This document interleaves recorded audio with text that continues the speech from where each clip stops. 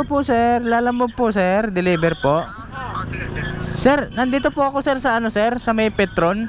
Ang dami po palang dental clinic dito sa Kamyas. Sir, tama po ba number 78 po yung number nyo? 78 kami yan. So, nasa labas ako ngayon eh. Nasa ka ba? Bali sir, dito po kasi ako nakapin sa may Burger King, malapit sa Petron. Sobra. Burger King. Sige po sir. Okay po, sige po. Okay po, sige po. Lagpas nga. Paps, makiraan Paps ha. Thank you.